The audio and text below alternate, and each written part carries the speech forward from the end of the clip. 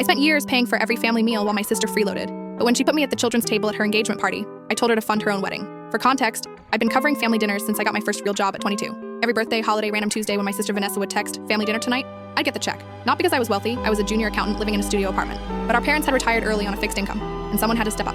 Vanessa? She was finding herself. First through yoga teacher training she never finished, then a food blog with 3 posts, a jewelry business that produced exactly 1 lopsided bracelet, each venture funded by mom's savings or dad's pension advances. I never complained. That's what family does, right? When she met Dimitri, I was genuinely happy for her. He owned a tech startup, drove a Tesla, wore watches that cost more than my car. Finally, she'd found stability. Or so I thought. 6 months in, she asked me to plan her engagement party. "You're so good with details," she gushed. And Dimitri's parents are very particular.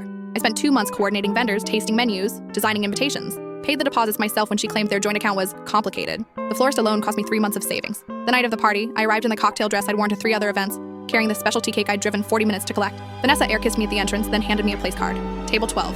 I walked through elegant round tables with gold chargers and crystal stemware, past Dimitri's business partners, past college friends, past distant cousins I hadn't seen in years. Table 12 was in the corner by the kitchen door, a rectangular folding table with paper plates. 7 kids under 10 were already throwing crackers at each other. "Aunt Mimi!"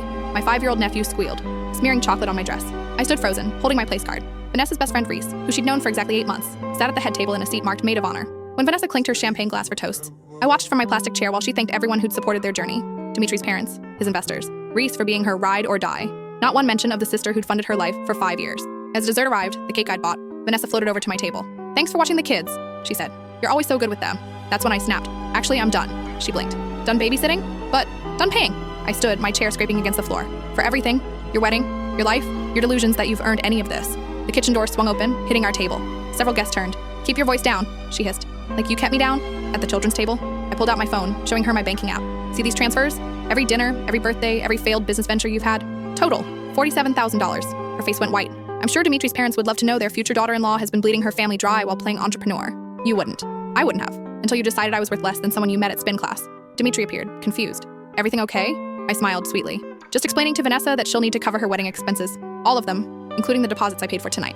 "Deposits?" He looked at Vanessa. "You said your parents." "Our parents are on Social Security," I interrupted. "Everything's been me. But hey, I'm sure someone this successful can handle her own wedding." I grabbed my purse, stopped at the head table, and loudly thanked Dimitri's parents for the lovely evening. Though, next time, maybe ask who actually paid for it. The fallout was immediate. Dimitri's family came from old money. Appearances mattered. A freeloading fiancé was unacceptable. They demanded receipts, proof of income, bank statements. Vanessa couldn't provide any of it.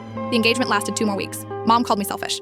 Dad said I destroyed Vanessa's happiness. I reminded them about their retirement account, the one I'd been secretly replenishing after each of Vanessa's withdrawals. 6 months later, I got married in my backyard. Small, simple, perfect. Vanessa wasn't invited, but I heard she's dating someone new. A life coach who believes in her potential. She texted last week, "Can we talk?" I replied with a Venmo request for $47,000. She blocked me. Worth every penny I'll never see again.